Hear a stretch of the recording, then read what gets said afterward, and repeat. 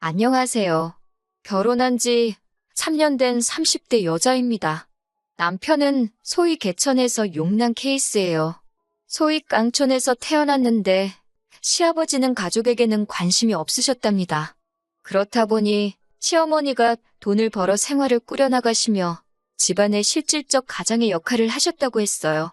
그런 탓에 어려서부터 일찍 철이 든 남편은 죽기 살기로 공부만 했다고 그래요. 그래도 그 덕분에 좋은 대학에 나와서 대기업까지 다니게 된 거라는 남편이 제 눈엔 너무 자랑스럽고 멋졌습니다. 연애한 지 1년쯤 되었을 때 남편은 저에게 프로포즈를 했고 저도 당연히 좋다고 했어요.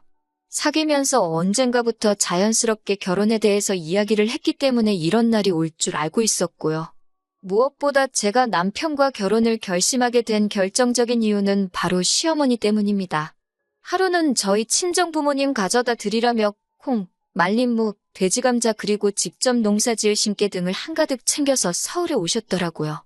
물론 따로 볼 일이 있으셔서 서울에 오신 거긴 했지만 그래도 3시간 넘게 고속버스를 타고 올라오시는 것만으로도 힘든 일인 텐데 그렇게 저희 부모님까지 챙겨주시니 돈을 떠나서 그 마음이 너무 감사하더라고요. 숫자만 들어가도 치가 떨려서 시금치도 안 먹는다는 우스갯소리가 있는 요즘 이런 시어머니를 만나게 된 제 자신이 정말 행운아 같았어요. 하지만 저희가 식을 올리고 얼마 지나지 않았을 무렵입니다. 5일장 구경 가신다며 아침에도 통화했던 시어머니가 오토바이에 치여서 크게 다치셨다고 연락을 받았어요. 각자 회사에 있던 남편과 저는 불이 나게 병원으로 향했습니다. 병원에선 시어머니가 사고 당시 머리 쪽으로 떨어지신 것 같다며 오늘 밤이 고비가 될 것 같다고 했습니다.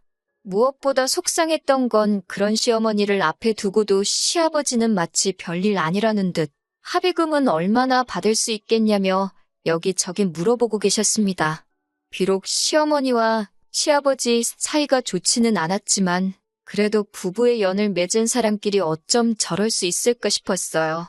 시어머니께서는 시아버지의 끊임없는 바람과 도박 때문에 마음고생을 많이 하셨대요.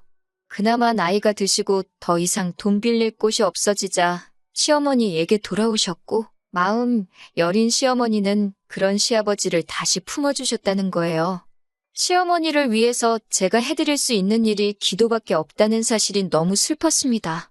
생사의 고비를 몇 차례 넘기신 시어머니께서는 결국 세상을 떠나셨어요. 비록 제가 시아버지를 좋아하진 않았지만 그래도 시어머니가 돌아가신 마당에 차마 시아버지를 혼자 계시게 할 수는 없었습니다. 당분간은 저희 집에 계시면서 다른 일에 마음 쓰지 마시고 편히 계시라고 했습니다.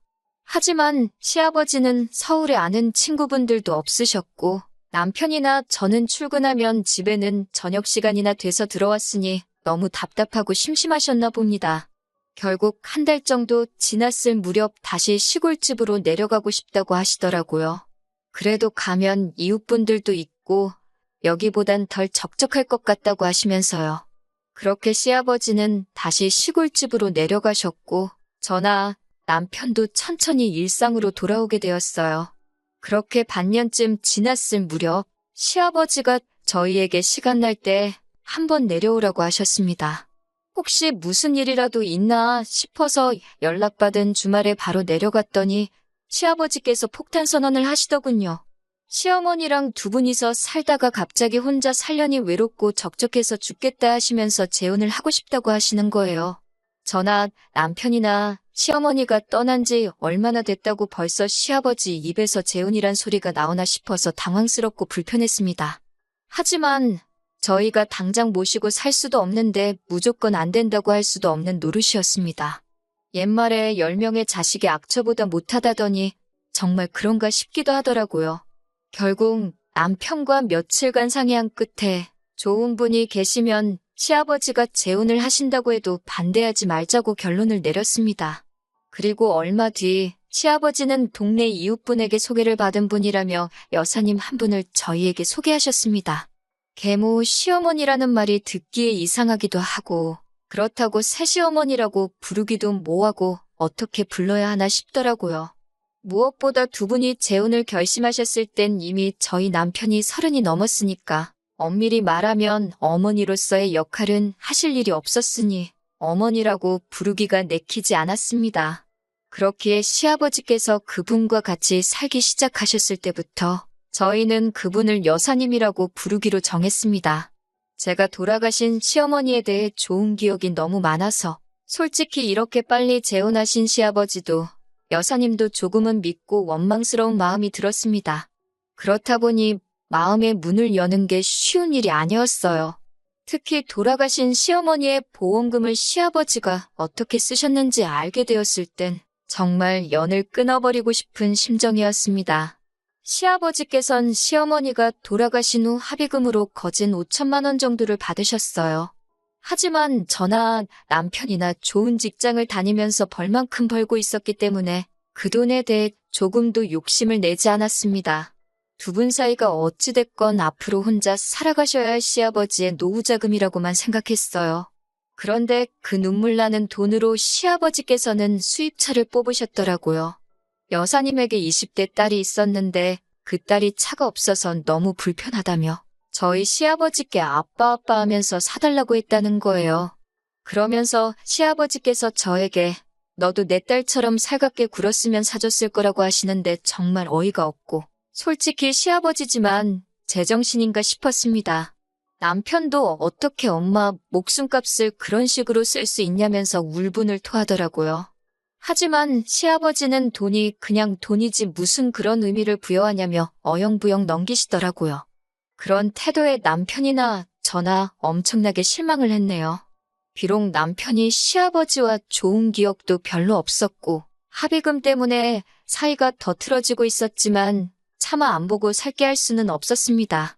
아무리 그래도 부모 자식 사이는 하늘에서 맺어준 운명이라잖아요.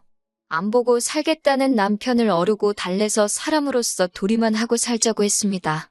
하지만 시아버지도 그렇고 여사님도 그렇고 저희의 다짐을 시험이라도 하듯 자꾸 말도 안 되는 요구를 해왔습니다. 사실 남편은 저를 만나기 전 그러니까 직장 생활을 시작했을 때부터 시부모님께 한 달에 50만 원에서 100만 원씩 생활비라는 명목으로 꼬박꼬박 보내드리고 있었어요. 시아버지가 재산을 다 날린 이후로는 시골에서 농사 지으며 간신히 연금으로 풀칠만 하고 사시는 시어머니가 안쓰러워 보내드리는 돈이라고 했습니다. 그나마도 시어머니가 쓰지 않고 모아두셨다가 저희 결혼할 때 보태라고 주셨지만요. 아무튼 상황이 그렇다 보니 결혼식을 올린 이후에도 예전처럼 변함없이 시부모님께 다달이 얼마씩 보내드리고 있었습니다. 그런데 시어머니가 돌아가신 후 시아버지가 합의금을 허투루 써버리는 걸 본 남편은 더 이상 생활비를 보내드리기 싫다고 했습니다. 저도 중간에 끼어서 난처해지긴 싫었기에 남편에게 당신이 하고 싶은 대로 알아서 하라고 했고요. 그렇게 한 두 달쯤 돈을 안 보낸 것 같습니다. 한참 출근해서 일하고 있는데 시아버지께서 전화를 걸어오셨더라고요. 뭐가 그렇게 급하신지 가타부타 설명도 없이 왜 생활비를 안 보내냐고 물으셨습니다. 저는 잘 모르는 일이라고 남편에게 직접 물어보시라고 하니 당신 전화를 안 받는다며 저더러 빨리 보내라고 하시더라고요. 어쩔 수 없이 일단 남편과 통화해보겠다고 하고 전화를 끊었습니다. 점심시간에 남편에게 연락해 좀 전에 있었던 일을 이야기하니 난처했겠다며 미안하다고 사과를 하더라고요. 그러더니 생각할수록 시어머니 합의금을 그렇게 써버리신 게 원망스럽고 화가 나서 참을 수가 없다고. 앞으로는 시아버지께는 단 1원도 더는 쓰고 싶지 않다고 하더라고요. 처음엔 며느리로서 부자 사이를 연결해주는 어떤 중재자의 역할이라도 해야 하나 싶었지만 저도 사실 남편과 같은 생각이었기에 시아버지께 솔직한 심정을 전달하기로 마음을 먹었습니다. 퇴근 후 집에 도착해 저녁을 차리고 있는데 시아버지께 또 전화가 걸려왔습니다. 왜 아직도 돈을 안 보내는 거냐며 짜증을 내시는데 옆에 그 여사님도 계신 것 같더라고요. 피하는 것만이 능사는 아니다 싶어서 합의금으로 차를 사신 것 때문에 남편이 속이 많이 상한 것 같다고. 그래서 당분간은 생활비를 못 드릴 것 같다고 했습니다. 저는 솔직히 그럼 아버님이 해명이든 사과든 하실 줄 알았어요. 그러면 저도 명분이 생기니까 남편을 설득할 수도 있잖아요. 그런데 갑자기 여사님이 전화를 받으시더니 그 돈으로 차를 사든 똥을 닦든 그건 자식들이 관여할 문제가 아니지 않냐며 자식은 자식돌이만 하면 되는 거 아니냐고 화를 내시더군요. 그러면서 이참에 아들 며느리 교육 좀 다시 시켜야겠다면서 어디 돈으로 생색이냐고 그러시는 거예요. 그때는 저도 어이가 없어서 저는 여사님하고는 할 말이 없으니 아버님을 바꿔달라고 정중히 말씀드렸습니다. 그러자 여사님은 호칭부터 글러먹었다며 내가 이제 네 시어머니라며 벌써부터 자길 무시한다고 우는 척슈를 하더라고요. 결국 저는 남편에게 직접 연락드려서 제대로 설명드리라고 나는 그 여사님인지 뭔지랑 말도 섞기 싫다고 했어요. 그리고 남편이 안방에 들어가서 한 20분 정도 통화를 하고 나오더라고요. 남편의 얼굴은 벌겋게 상기되어 있었는데 그런 표정은 이제껏 살면서 처음 봤습니다.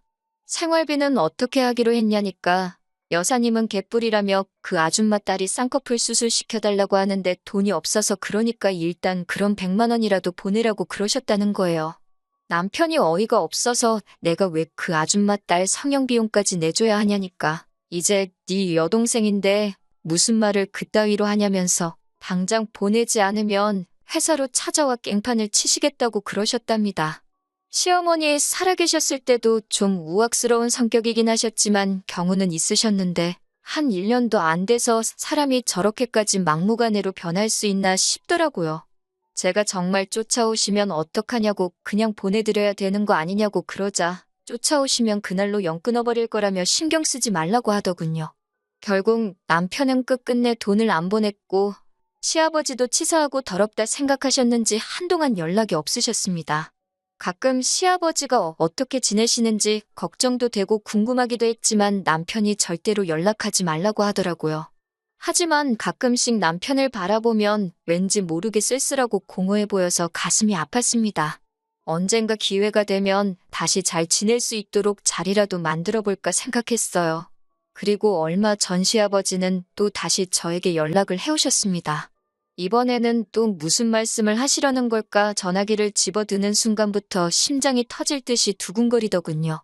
떨리는 마음으로 전화를 받으니 지난번과는 달리 기분 좋은 일이라도 있으신 듯 목소리가 매우 밝으셨어요.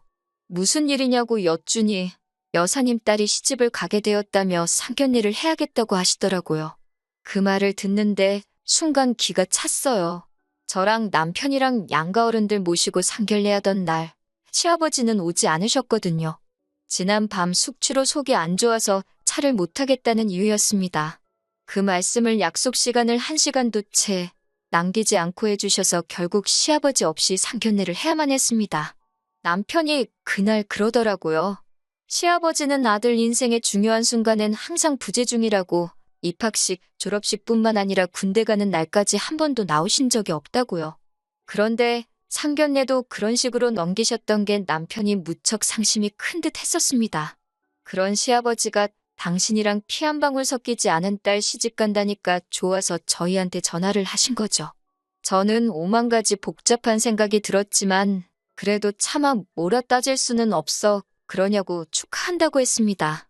그러자 시아버지는 그래서 말인데 저희들도 상견례 자리에 나오라는 겁니다. 시아버지 말씀에 따르면 여사님이나 그 딸이 참 어렵고 불쌍한 사람들이라 남자 쪽에서 깔볼 수도 있기에 저희 남편을 친오빠로 저를 동서로 소개했다는 거예요. 대기업을 다니는 잘나가는 젊은 오빠 부부라고요.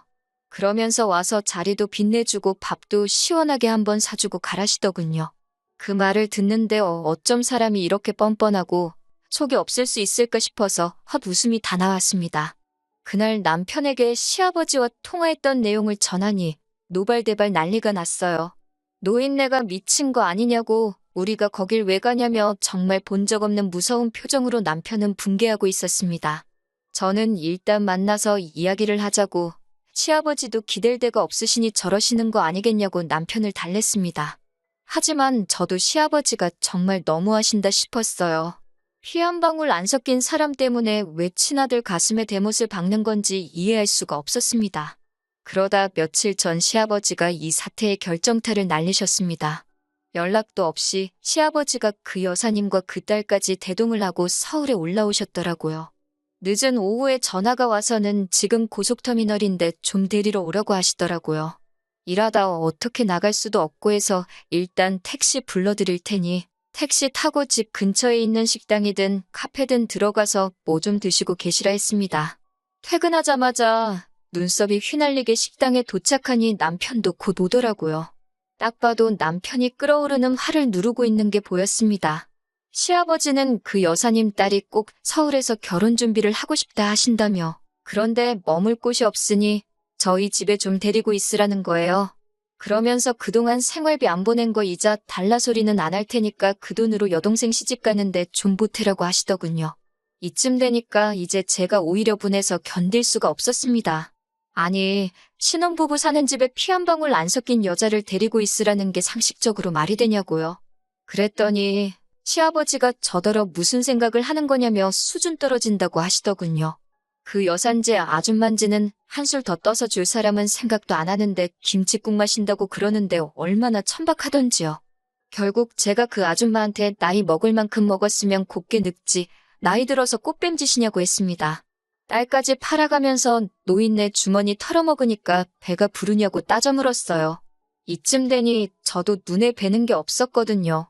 시아버지께도 한 소리 해야만 하겠더라고요.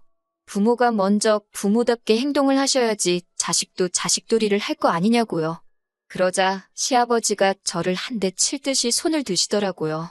남편이 시아버지 팔을 낚아채며 지금 뭐하는 짓이냐고 말하고 제게서 떼어놔줬어요. 그리고 아버님을 향해 제가 틀린 말 한 게 뭐가 있냐고, 아버지가 여태까지 우리에게서 아버지 대우를 받을 수 있었던 건 전부 어머니 덕분이었던 거 모르셨냐고 하면서요.